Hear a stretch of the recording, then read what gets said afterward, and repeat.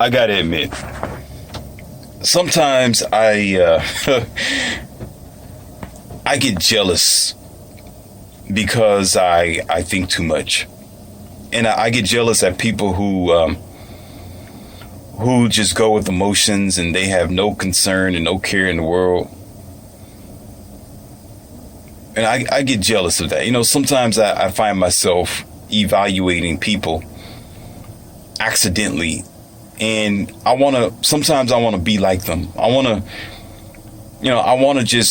walk around the world and think that everything is okay, and be in this space bubble where I'm woefully deceived that everything's going to be all right, and struggle every day with the lack of knowledge and self-ignorance. You know, and I see how happy these people are, and you know, sometimes they have good comments. You know, oh, God bless you, and oh, this is a miracle, or oh, it's a great thing, or oh, I never seen it. This is magnificent. I wish I can visit there one day.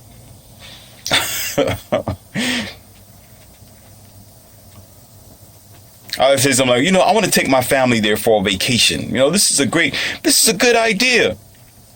You know, maybe I should try it one day. And I hear their comments, I see the comments, and I watch people, and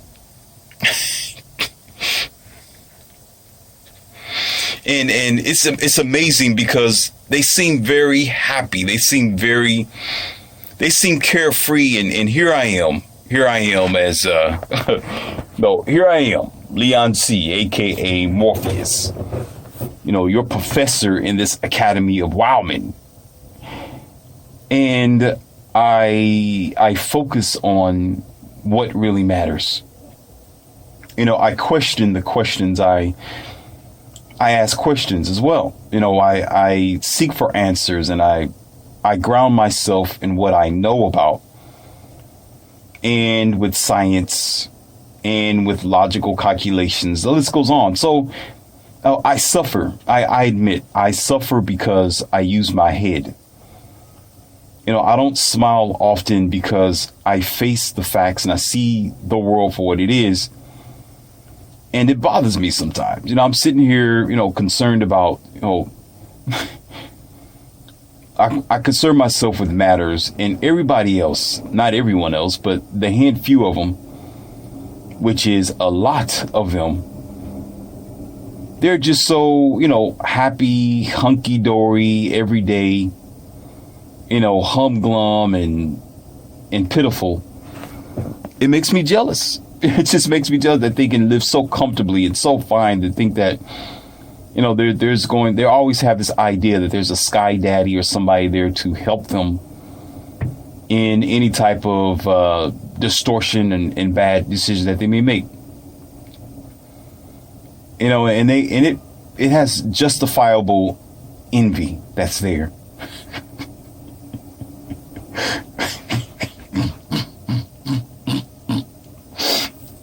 And you know, oftentimes I try to hold back as my experience and my knowledge goes, and it tickles me because it seems like sometimes I regret ever breaking away from the Matrix as Morpheus. Now, there are times where I feel as if that guy who wanted to get the blue pill again and go back to the Matrix and eat a big slab of steak, even though he knew it was fake, even though it was generated by Agent Smith's computer synthesis to add flavoring, right, to appease his taste buds, which was nothing but a node of his brain sensors. Okay. But he wanted to do it anyway. And I can understand. I can understand how dealing with real life is hard. You know, I can understand how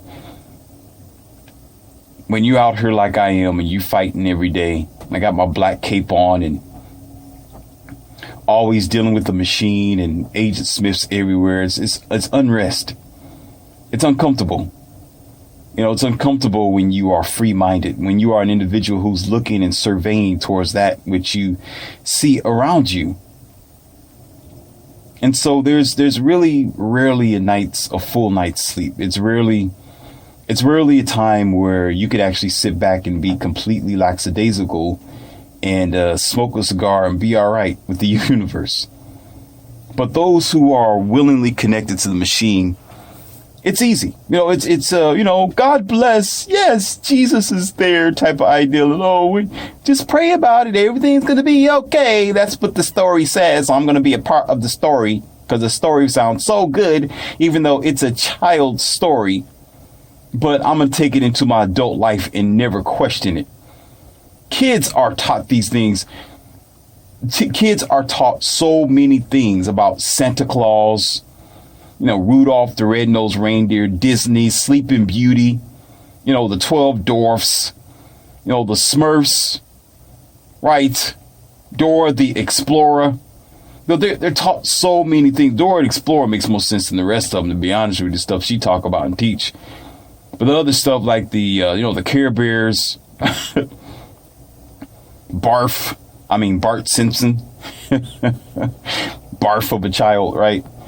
Those things are for kids. And as you grow older, you should be able to question it or see it for what it is and say, oh, that's just for kids. It just entertains them, or it's just for now. The story of Sleeping Beauty and, the story of being a princess and Aladdin, that's for kids. Right. And so therefore you have a better mindset. And even if you're not taught that it's different, as you grow older, your common sense start kicking in. You start getting a mind of wisdom and experience, and you see it for what it is, which is flashy colors, right? Flashy colors, music in the background. It's captivating. One of my favorite movies when I was a kid was I forgot the name already. The Wizard of Oz. That was one of my favorites. That was my movie right there. You put on some Wizard of Oz, I'll sit there and watch it all day. And of course, you got the white version and you have the black version with Michael Jackson in it, which was entertaining when they were just dancing around in a room and talking about colors, solid gold with what's his name? Can't believe I forgot his name, but Richard Pryor. Yeah, Richard Pryor was that one. He was a pretty good actor. He did well in his role in The Black Wizard of Oz. So I watched both of them. The white version was nice with the Wicked Witch of the West, and also the black version. Both of them were entertaining and equally just as good. But it was childlike. It was for entertainment, and it had its idea in there. Both of them had a story to tell that was inspiring and encouraging and kind of made you feel good inside as a child, and you feel good once the movie is over. It's all about these 4 or 5 people who went on a journey, got lost, and needed courage to gain their heart, their mind, their strength back. Dorothy needed to find her way home. And I get it. I get the theme, being able to get lost and come back home. But the way that it was put together is not only articulate, it was great, gets 5 stars from me at least. It was magnificent. But as an adult, you begin to look at things differently. I mean, even now, to be honest with you, as a red pill and alpha that I am, I wouldn't mind still sitting there watching it because it's not only nostalgia, it's good, it's funny, it's adventurous and take your mind away. But if I were to just look at it as an everyday type of thing that I bridge it into my life and take it literally and seriously, then I have a problem there because it will begin to conflict with my adult mind, with my experience with life and how we are really dealing with a different type of energy and a different type of people that aren't in the Wizard of Oz story, like Dorothy, so forth, so on. Okay? Yeah, we do have our realistic, real life witches who want to destroy the little girl's future of being able to succeed. And, you can say that that's the 45-year-old bitter mother who can't find love, who wants to prevent her 22-year-old daughter from having it, by telling her all kind of lies and stories based on her experience. You can say that. You can always twist the story of not having courage around, or, the 10 men not having a heart, I think it was. And you have the scarecrow who didn't have a brain. There's so many people who are just like them even now. And it is relevant to now. But as you advance and you get better, you should learn how to gain not only your adult like experience and wisdom, but gain your courage, gain your brain, and have a heart towards things that you do. And of course, definitely find your way home, find your way back to yourself, find your way to where you are supposed to be. Okay, in which you're able to bypass, or shall I say, graduate from that mindset where now you look at it, you realize it's for children. It's for those who are immature. It's for those who really don't have their life together and they need a little bit of inspiration, whether they have most likely a child like mine. Okay, so I am going to tether this to a emailer of mine, and I seen it myself.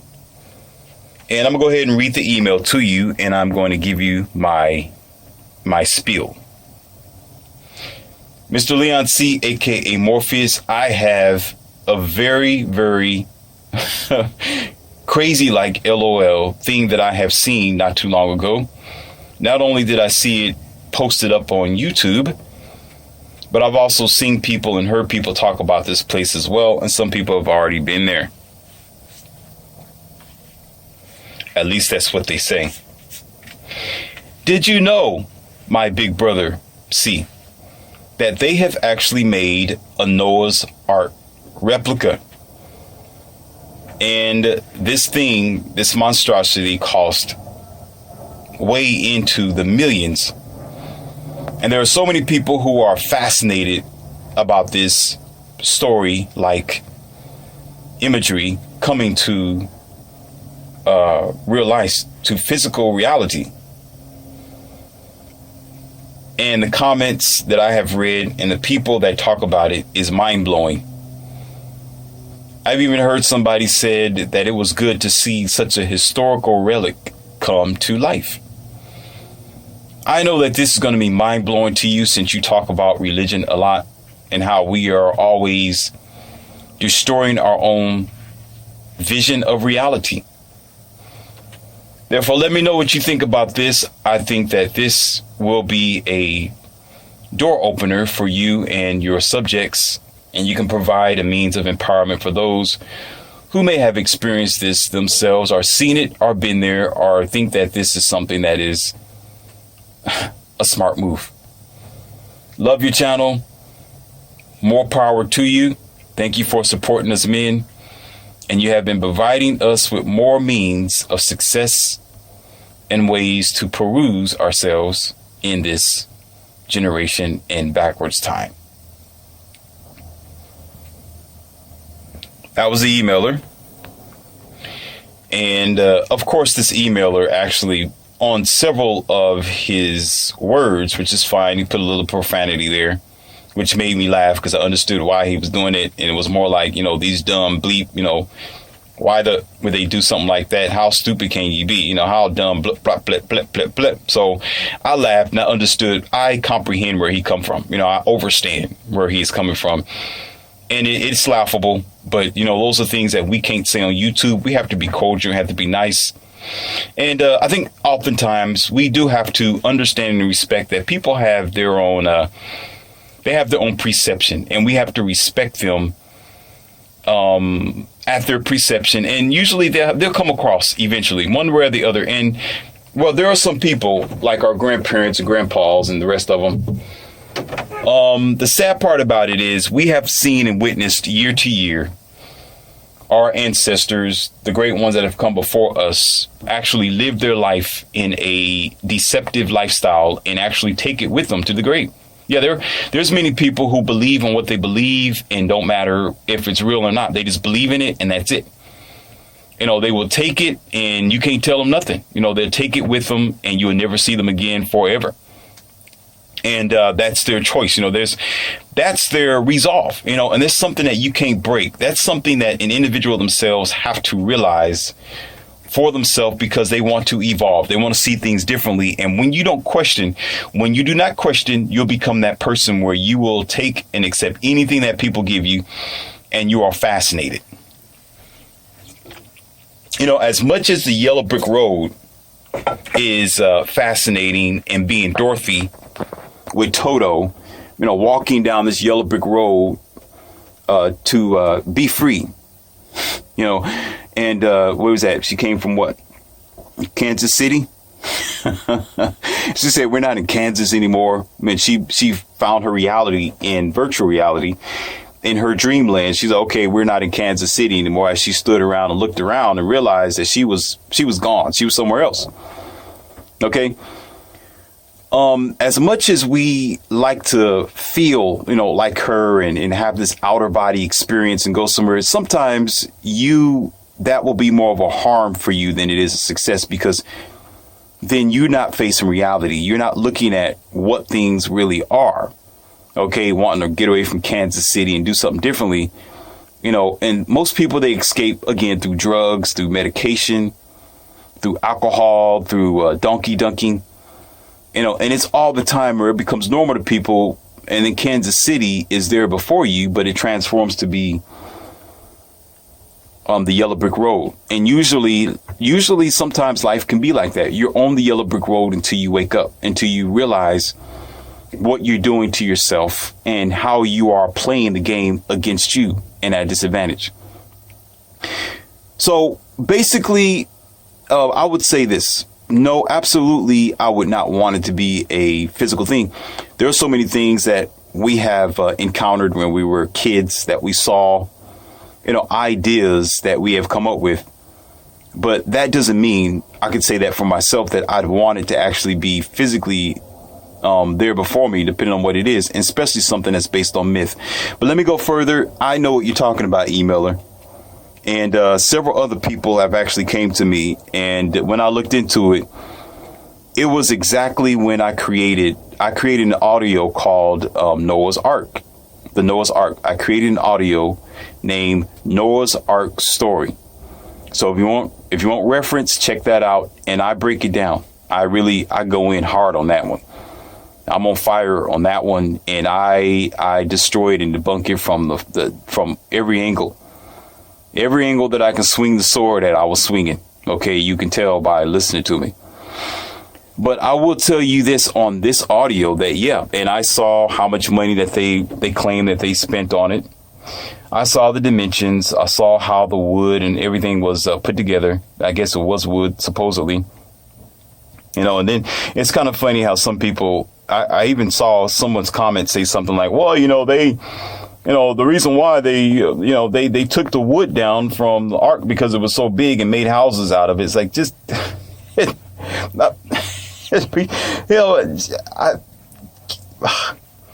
have to say it again. I feel like Joker, where in the movie when Joker said this town needs an enema, they need the hardest, they need the most hardest potent enema possible.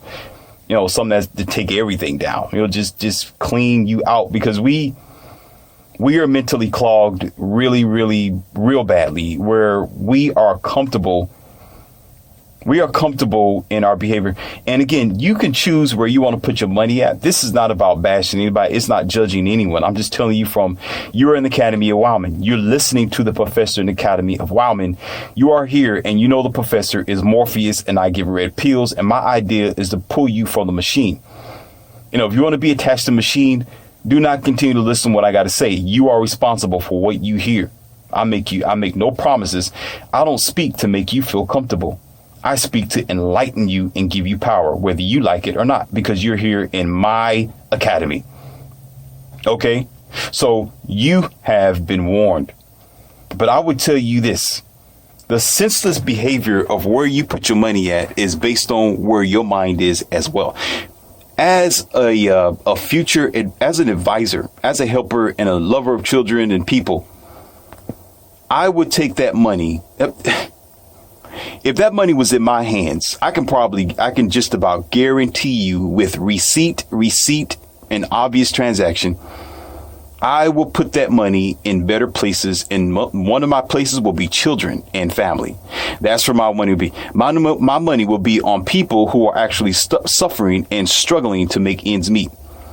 All right. I will find a way to whatever that amount of money it took, resources and material to make this contraption, this catastrophe of a place, okay, and put that where it belongs, where it's supposed to be, and that is people. Okay, that's the future. That's for American people. That's for the rest of our civilization. That's for those who are really needing a little bit of help and assistance to go forward. Okay, I find it for myself personally. You can do whatever you want to do with your money. For me as Morpheus, I look at it like this. I guess it must be nice to have several $1 million to just blow off on a story. It's almost like you take these, you take a car that's practically worthless and you put a lot of money into it. You you do the paint job, you put wheels on it. You practically build it from the ground up all over again. You invest, I don't know how, hundreds of thousands of dollars to get this car where you want it to be, depending on what kind of car it is. Okay. And the car is no different than any other type of car. Your house is still suffering. Your family's still going through. There are children who need, shoes, socks, hats, pants, school supplies. I don't know how many of my clients and family and people that I spend time with and help that they need little bitty things here and there. Kids outside with ruffled up clothes on, hair all matted. The parents aren't really, they're struggling. Both of them, one of them are working or both of them are working every now and then. And it seems like it's endless suffering, even though he signed up for the marriage anyway. Even though she made bad decisions and they trying to make the best, decisions out of that they can possible. I just see it to be very senseless, heartless, and beyond my experience of even being disconcerted for other people in my past life, to invest in something that's not going to move anybody forward, that's not going to help these family people. The millions of dollars or whatever it take, the architecture, to work, to sit out there for the hours that it took to put the boards and stuff together and smooth it out, when there are people who are going through things around the country. I'd feel more comfortable if my money and investment on this so-called myth was in the hands of family, children, and people. And I'm in my modest home. I'm okay with my whatever that I have, my little house, my 2 little cars and a nice little backyard. But everybody else is taken care of. People aren't going through anything. And at least there's resources for them, because a lot of people, there may be knowledge available, but a lot of people in the country they're Google ignorant. What that means is they think Google is all the end all be all. People think the extent of research is Google. Sirius, I need you to Google this for me. Alexia, Google this for me, because I'm too lazy to go to the library or to use my logical experience, and my awareness to actually pull this knowledge out of my surroundings. With knowledge is everywhere around you, so we have to Google it instead, because we're so disconnected from nature. So I know there's a lot of people that are like that, and they need a little bit of boost and help. And I can't be in the mindset where I say, well, there's stupid ones for not realizing this, but I will still feel kind of convicted and guilty of, building this monstrosity while people are going through. I care less where, they say, well, we are putting money on tax write-offs, and, we did do this, and we made things available for family, and we did bit for yourself. The fact is, it's made. The fact is, no matter what you invested in or who you helped or whatever taxes you done written off or whose home you built and put together, the fact is this monstrosity is there, and it took up the majority of the energy, the time, the money, and the resources. Be done with it and cork it. Okay. The fact is, it's created. The fact is, the proof and evidence is sitting right there. Okay. So no matter how I look at it, I'd rather for it to be non-existent, and all that time, energy, and material is given to family and children first, and family and children, and it not be existed, because it's actually with family and children, as in truth and factors and material and resources that families need. okay, that they can actually reach as a tangible thing to support their children and future. Okay.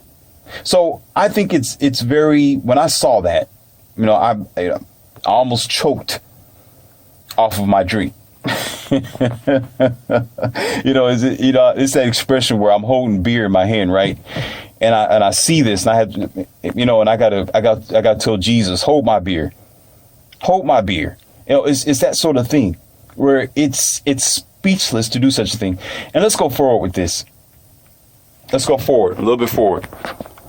The fact is, you got evidence right there in your face that tells you that Noah did not have anything that those people used. I wasn't there to witness them put it together. I'm talking about the people who created this concept art.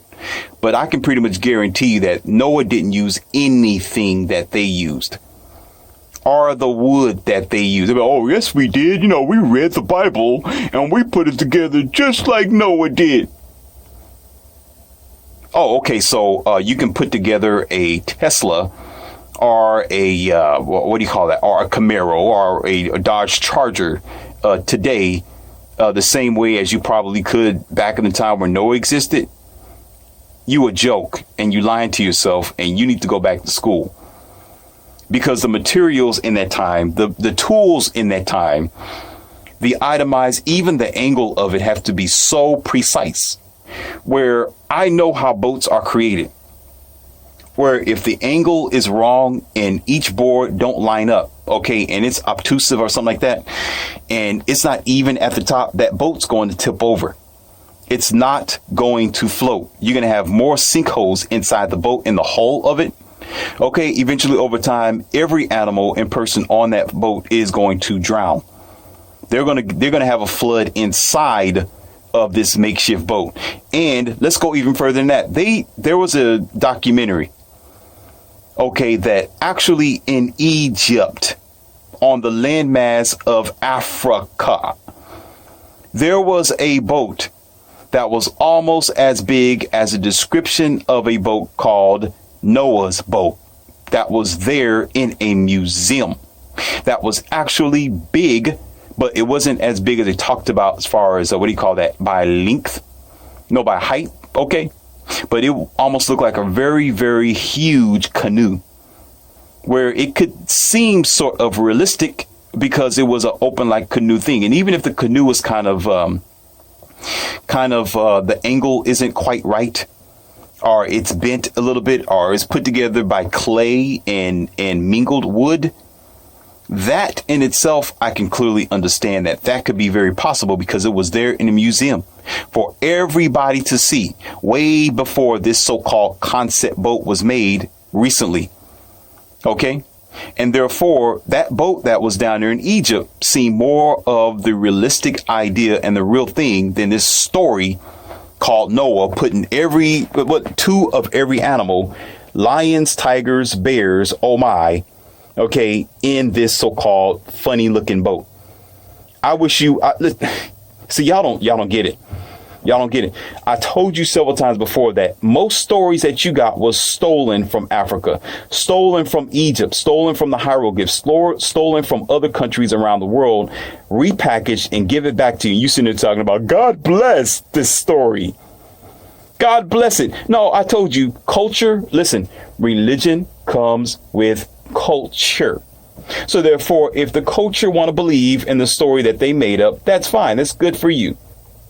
Good luck. Have fun with it, and may God bless you as you think it's going to be. Okay. But for those of you who are historians, who love yourself and who cares about culture and who understands that a lot of things has been pilfered, stolen, and the ideas have been twisted around to make you believe in a gesture, the crest. Okay. Then obviously this should concern you.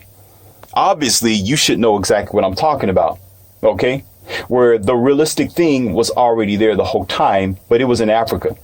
It was in a museum sitting there as big as day for everybody to see. Oh, but because the story wasn't based on them having two of every animal on it, and because there was no big door where they tried to say, well, in the Bible, here you go. The door was so big that only God can close the door. Yeah. No, no, no, no, no. Slow down. Slow your cotton picking. No, slow down. No, no, no. Y'all said it. It's in your Bible. The door is so big that only God can close it. But you got this canoe there that makes better sense. Okay. I don't know if it had a door on it, but it was pretty huge where you can probably use some hemp or rope or something like that, or some type of tree, a twisted up tree together and climb up in it. That's possible. But a big door that you can't close yourself, you're going to build a door that you can't close yourself with just your family members. No, let's go further. No, because this is how operating this. No. The Unit Academy of Wildman, and I'm telling you nothing but what you already know. Sometimes you just don't want to know. You don't want to accept the fact. So you mean to tell me that there was a Home Depot? No, shut up. There was a Home Depot. There was a Lowe's discount store, right? There was an Ace Hardware, back in the days of Noah.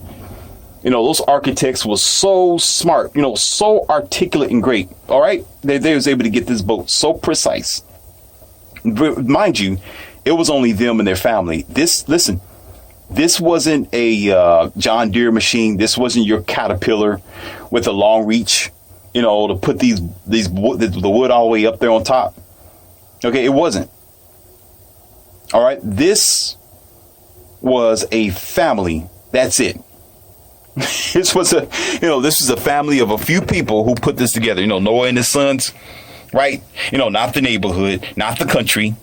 All right. It was, even though I'm pretty sure even the landmass at the time probably wasn't even working all that well, because remember, they didn't have backhoes there. They didn't have bulldozers where you can cut a what do you call that? A ditch. You can cut entrenchments. You can cut areas around it to make it more feasible and more stable for this boat. I'm only telling you nothing but the fact. And all that wood that goes there, do you know what it takes to chop down a tree? Do you understand what it takes to chop down a tree, especially without all the there were sharpened bricks, not bricks, but wood at the time, not wood, rocks at the time. Okay, and some of the bricks they made out of clay. Of course, some people, it's still a story. I still don't stand by it, but it's possible, given that there were some things that were created, such as the Sphinx, right? In Egypt, right? In the pyramids and certain items like that was made out of brick and stone. So that's possible. Okay, but a lot of those things was made by hand. There wasn't a saw blade. There wasn't a chainsaw, nor were there too many axes. If there was an axe, it was made out of sharp stone. I want you to, and before I even jump ahead, I'm gotta slow myself down, okay? Because I'm full of energy, full of knowledge. So sometimes I gotta tell myself to calm down, because it's very interesting, right? So I can understand having sharp stones, but you rarely see too many sharp stones. You have to break it. It's a lot of work. That's work itself to try to make a sharp stone, to cut something. So if you think about the calculation of actually pulling trees down with the rope that they made or something like that to pull a tree down, or you can use an elephant to do that if the elephant's submissive enough and you whip it enough to move and pull the tree down. Okay, that takes a lot of time. Then you got to break that tree down to its calculative measure. And if you don't cut the tree right to get the proper dimensions of the wood, guess what? All you're going to do is put the round part of the tree, which is the trunk of the tree. It's going to be round as round logs. Okay, and tether them together with rope or something like that and clay in the middle and try to make it happen.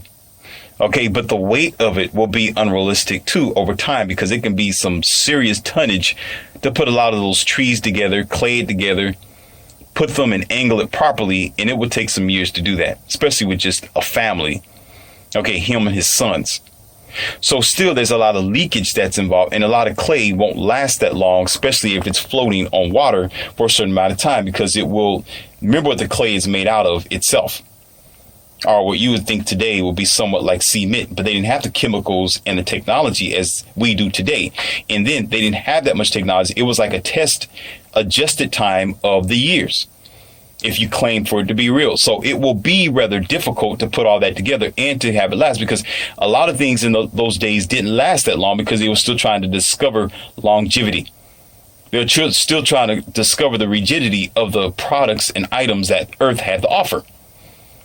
All right. So there is still a grand chance that there will be leakage, inferiority, and breakage, right? For them to try to put something there and float, especially with all that pressure and how big the boat will be. Those leaking areas where the clay is claimed to be at will start leaking. As soon as you put it on the water, and it will sink faster than you can even spell the word. But yeah, you got these people today thinking that it's actually his story. All right. And going to put millions of dollars on this project that knowing full well in your human adult conscious mind. You really, I know for a fact, you got to know full well. You have to know. You got to know that the materials in that time and age is not the materials that we use today. Not going to happen. No way, no form at all. Now, do your own project. Go out there, find you a sharp stick and start beating at a tree. And you let me know what type of luck you get with that. OK, yeah, you can probably go to the zoo and get an elephant to try to help you pull down a tree. OK, but do that with several other trees as well. It's not just one tree. You got, oh yeah, I don't know how many trees it would take to put this ark together, but I'm pretty sure it's plenty of trees. And keep doing that. And imagine how old you're going to be when you're done. Imagine how much time and exhaustion you're going to be in just building this big thing that really don't make sense at all. And you say, I'm inspired by God to make this art. I'm inspired to put this thing together. Your whole life. OK, for something that's not guaranteed to float. That sounds like a really cash deal to me. A really cash deal. Go out there and put 2 of every animal. Listen, you know how many animals there are in the world? Do you realize how many animals there are? Animals breed as well within a short amount of time. You got rabbits, right? You got all kind of animals that are smelling good. Animals don't really get along with each other. And let me tell you something else that should debunk you. This should be at Shangri-La. If it's not for you, you know, go see a priest immediately. Just go see him. You know, Morpheus's recommendation, go see a priest fast. Okay, because what I'm about to tell you should make some sense to also to a dummy. Okay. Today, animals are tamed to a degree because we've learned how to use tranquilizers, certain poisons, certain type of chemical concoctions to keep these animals under control. The same as some of the human population that we have now. Some people have barbarian ideas in their blood. Some people simply just can't get along because they just don't want to get along. All right. And remember, there was a time where there was nothing but the Crusades. There was always a battle. There was always war. Right. You know, and there was always an outlandish type of mentality from culture to culture because there was always dominance in the mind of the average individual. So it took docile agreements. It took understanding that there were going to be some losses on both sides. It took having a sense of knowledge and camaraderie to make everybody agree or to give way to a neutral agreement all the way across the board. That's country from country. So even mankind or human beings themselves wasn't always what they were today. We didn't always get along with each other. There was almost never a kumbaya. It was traditional. It was tribal. It was group. It was culture for culture, person for person. Tell me I'm a lie. And if you think I am, you don't need to be. Listen, you're going to be a harm for yourself and other people. And I will come up with a straight jacket to give you if you think I'm lying. Therefore, it took time for human species themselves to get along with each other. Now, we are so denatured, it's not even funny because animals themselves, even though they have been amalgamated by the poisonous touch of a human, okay, they still have an essence of knowing themselves. They still want to hunt. They still breathe. They still have their own circle of how they activate themselves. Now, check this out. In the past world, it was very little of that because there was more animals roaming free before the so-called zoo began. That is groups of people that want to control the world with their idea, you know, and put these zoo animals there. Oh, this is fun. Look at this animal over here. Let me poke at it. when it should be the reverse. The animal should be on the outside poking at you. Look at this human over here. They're so superior and smart, but yet they don't know how to get along with each other. Look at this, honey. You know, two leopards talking to each other, wagging their tail. Look at this human over here. That's strange. Yeah, I don't understand. Look at, all these dumb phones they hold in. They got to use their phone to think. That's strange. We never use anything like, what's that flashy thing? What's that? What's an internet? They need an internet to function? We use natural instincts, honey. Yeah, I know. Oh my God. We use our natural instincts. What do they need that for? And they're the ones who's controlling us. They're roaming the earth. God. What in the world was God thinking? Right?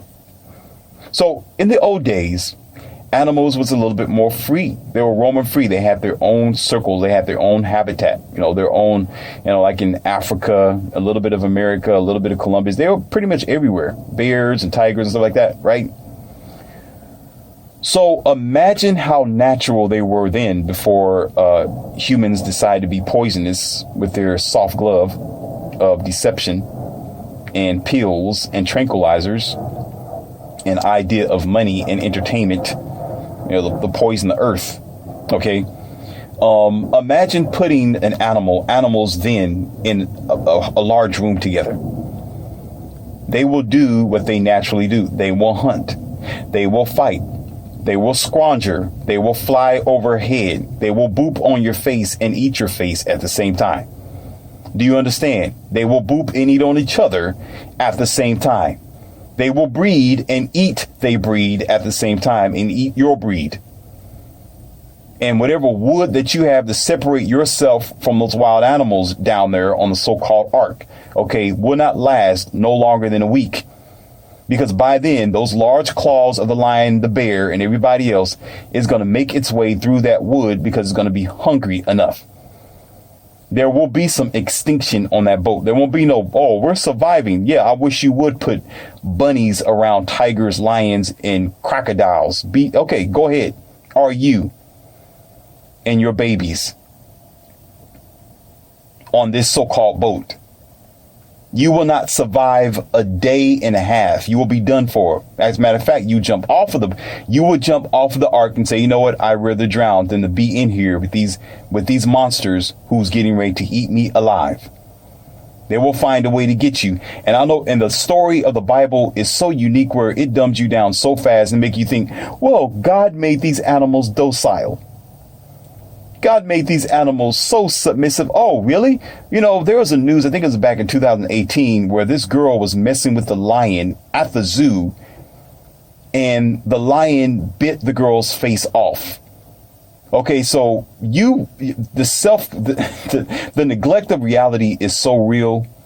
I see why we get medication all the time. I see why there's a drive-through pharmaceutical near every CVS in the place, because this is what we need today to get our head straight. Okay, then you say, well, because we're just, the reason why is because we sinned against God today and God's mad at us, so God allows the animals to get out of control. Really? Oh, that's amazing, because during that time of Noah, wasn't the reason why the flood happened because people were out of control and against God? But Noah, right? The drunk Noah, this alcoholic Noah. Amazing. Whatever alcohol he was drinking during that time to come up with some floating skyscraper. That should have been that. I guess that was some strong stuff. Maybe we need to bring the alcohol back here so we can be more productive in our countries and cities. Maybe we need to drink what he was drinking. I can guarantee whatever he was drinking probably wasn't straight alcohol, probably all poppy seeds or something. That strong stuff that'll put you to sleep as soon as you take a swig. That's too real for people. This is too much of a real conversation for anybody. It's just too real. It's too much of something that, I'm just believing in the story because it sounds good. It sounds like it's a good idea, but you got evidence right there in front of you.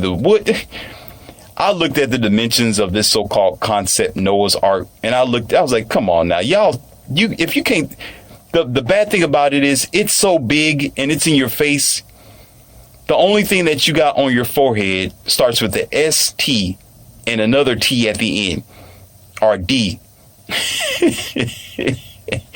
And y'all, how could you not placard yourself?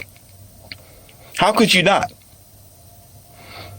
When this thing is big and evident in your face, you should be like, wait a minute, there's no way Noah can actually make something like that. But yet the pastors say, just believe, because it's in the book. You know, it's the manual of human control. So you're controlled to believe it and you go along with the program. Really? And now y'all in this concept Noah's Ark, waiting for another flood so you can escape the earth again. As if that's going to be the second coming, like you're going to go out in the flood. Yeah. I mean, if that's the extent of if that's our form of superiority, you know, I'm going to sit back chewing some popcorn. I'm going to be laughing for an awfully long time because I can imagine more silly stuff happening. I can spend my money on something else better than that. I can spend my money on something better than that. I will spend it on something better. Okay. You know, I will be in the wish making department for children and families while you over there playing with myth and ideas from a biblical book written by people who probably never really existed to begin with, but as a story. And I heard some comments. It's even more funny talking about dinosaurs as well. I mean, remember, dinosaurs are pretty old, you know, and you got bones and stuff of them in museums and things like that. You know, they say existed. Some of them say, you know, why don't you put the pterodactyls in there? You know, raptors. You know, what about the T-Rex? You know, that's funny. That's funny. You know, I'm not saying that I didn't do my research on when the dinosaurs so-called existed versus when Noah was there. But I'm just actually reciting what somebody else said. But it makes a lot of sense, though, as well. Because the way the animals were at that time, they were probably just as lethal as any dinosaur. As a matter of fact, you probably want a triceratops or something in there other than the little bitty tigers that's faster than a speeding bullet that can run at you from across the room before you even get you. Imagine. Listen, a true tiger is bigger than you. Okay? Now, we know how tall people are, you know, like The Rock himself. He's a big guy and he's tall, you know, 6 foot something, right? And then you got Arnold Schwarzenegger in his day who was 6 feet something, you know, pretty big, pretty strong. You got what do you call that? You have, what's his name? Hulk Hogan, Junkyard Dog, all these big guys. You got Shaq O'Neal, right? Tall, you know, real tall, right? But compared to a tiger or a lion who's almost as big as your car, especially during that time, because the soil was a lot more rich than what we have now, because we got too many organizations, people, and pilfering from the earth. So now the materials aren't as great as it used to be. But I can imagine during that time, it was more rich soil and a lot more to offer the earth, if it ever existed, which is all smoke and, you know, desire of it's all hernia of the brain, if you ask me, because it's made up stories and twistery. This lion, especially the cheetahs, is so fast. It don't matter how fast you think you are and you on the other end of this arc. You can be standing halfway there. If that lion wants you and they get on their hunches, especially the tiger, it don't matter how big that thing is, it's going to come at you. And the moment you turn around to run from it, you probably might get like 5 or 6 different feet.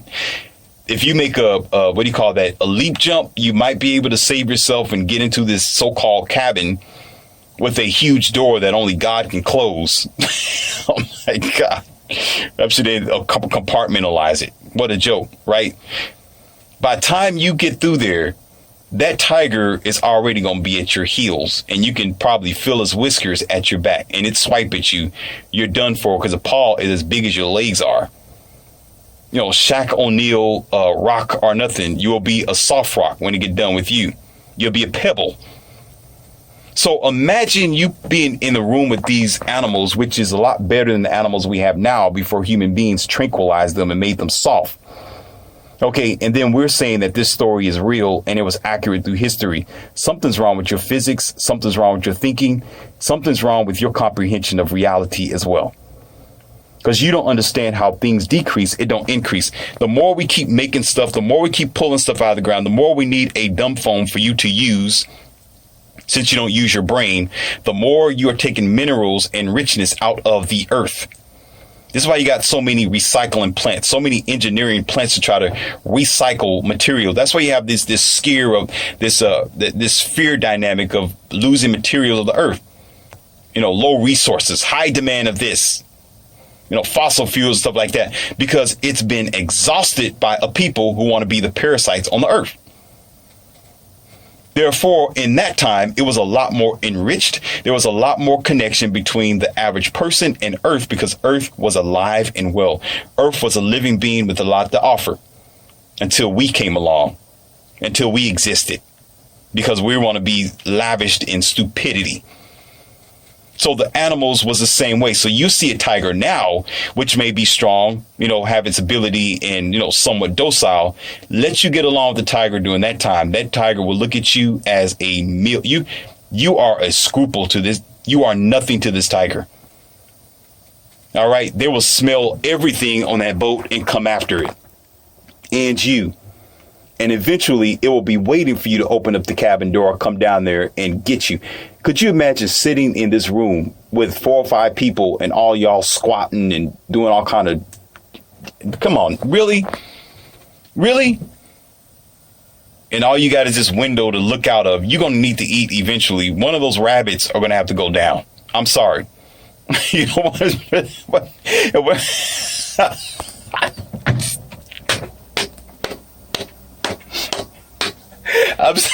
Listen, you know, sometimes you get one of those animals, they're gonna have to come up missing, and I'm gonna have to be like, you know, I'm sorry, Lord, but I need to eat. There's a deer over there. I know you said 2 of every animal.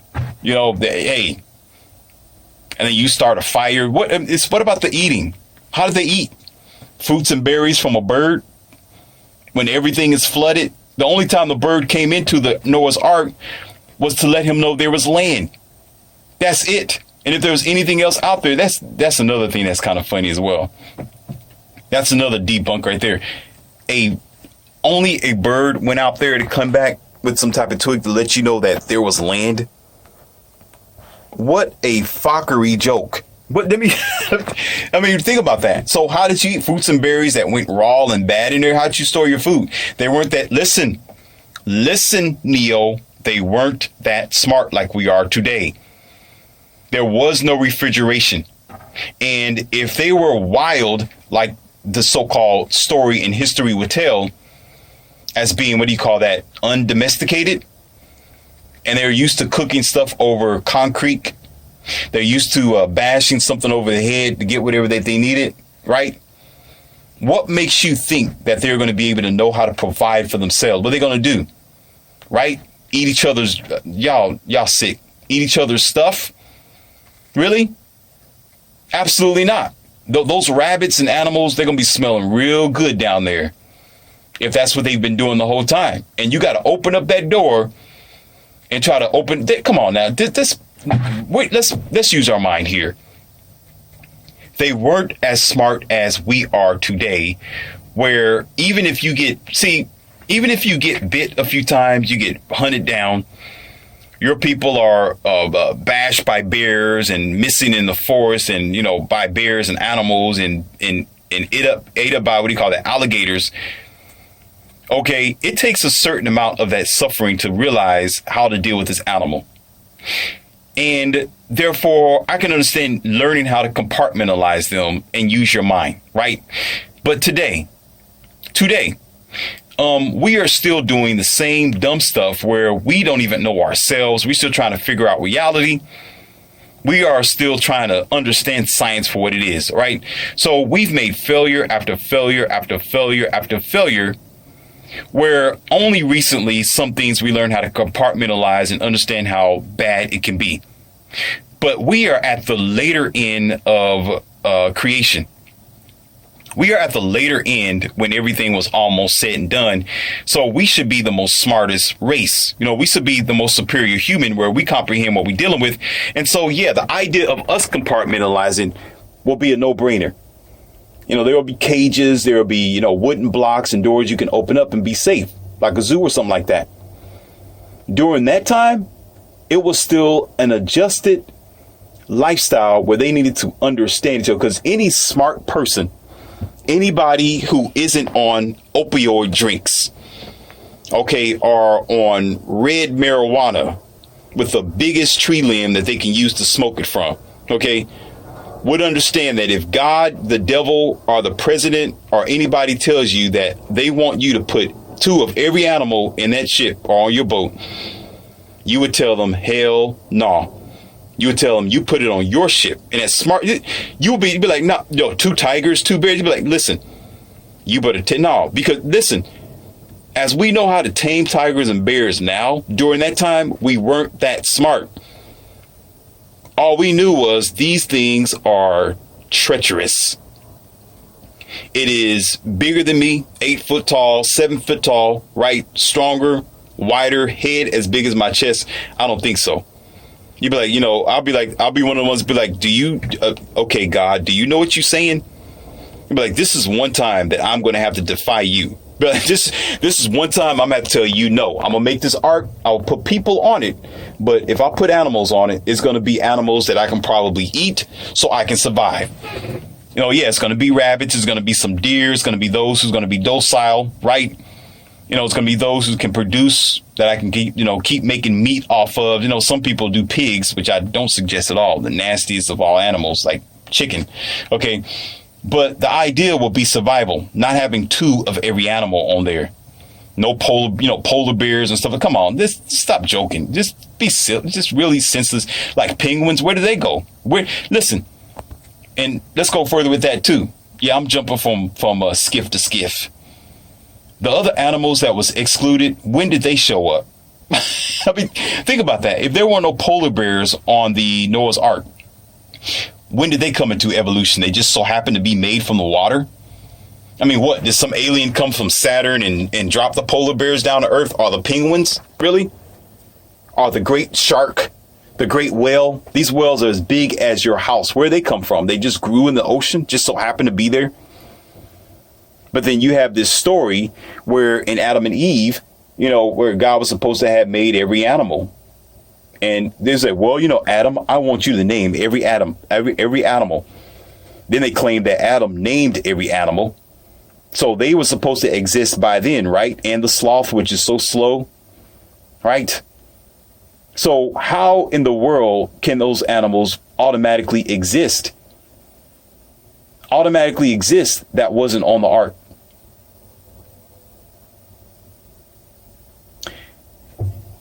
Everyone, let's have a moment of silence here. Moment of silence. 10, 9, 8, 7, 6, 5, 4, 3, 2, 1. Okay, I think they got that. Okay. I think that pretty much wraps it up right there. Yeah. Good job. Go home. Very good. I'll drink to that. I mean, it's like no way of thinking. And then we still have people walking around talking about, oh, it's a blessing to create this monolith that could be in my own pocketbook. Oh, it's a blessing that you are making this when there's still starving, struggling children. Yeah, it's a blessing that you're doing this, and there's still businesses around the country who had to shut down because of the so-called sickness. Oh, it's a wonderful idea you did this, and people are still struggling for masks. People are still struggling to see their way through college and other type of things. But I can make this contraption. I can make this thing that's based off of a story that really don't make sense at all. Because I wish you would. I want you to go ahead and put two of every animal and see what happens. You go ahead, go put 5 people in it. Now, forget about the doors, because I know y'all going to try to put cages and, tasers and all kinds of... No. Noah didn't have it. Go ahead and see what happens, and see what happened to you. Take the animals out of the zoo. Don't tranquilize them, okay, because they didn't have it during that day. Don't even make them docile. Stand there as the Christian that you are and rub on your cross and pray that that thing don't eat you. You're not going to survive an hour. You will walk out of there, but you will walk out of there as broken bones. So stop being senseless and use your adult mind. Yeah, I love and I enjoy the movie called Wizard of Oz, but that doesn't mean reality is like the Wizard of Oz. Yeah, we all love our Disney stories. Yeah, we enjoy, Aladdin, Sleeping Beauty, Princess, and what's that, a Beauty and the Beast. Yeah. Which, nowadays it ain't Beauty and the Beast. It's actually men are the beauty and women are the beast, the way that they act in their low virtue and their low hanging fruit lifestyle. So it's actually twisted now. I don't know why y'all still look at that movie and give it to children as if men are the beast and women are beauty. Please stop lying to yourself. Well, most times he looks better than her and he don't even go to the gym. Men can be the beauty and she is the beast on the oftentimes. And usually, 9 times out of 10, she's the one want to get divorced. I'm unhappy and doing the hypergamy and messing around behind his back. She's ugly on the inside and the outside. And he ends up hurt. It's not all about the woman in this case when you get the red pill. So therefore, just like the stories, that doesn't mean you want it to be a part of reality because it's a childlike story. So when you invest in nonsense stuff like this, that means you are out of your mind. That only proves to the nation and everybody else who is smarter than you and who is internally aware with God and the universe, just exactly what type of person you are. Because I can guarantee you, and I can make a promise. I can actually make that promise and that claim. Put that money in my hands. The first people I'm going to go to is children and family. I'm going to say, what do you need with this?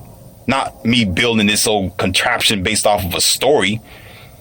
As much as I like to see things come to real life, sometimes it's just a story. It's just for fun. It's not real when you break it down to the facts.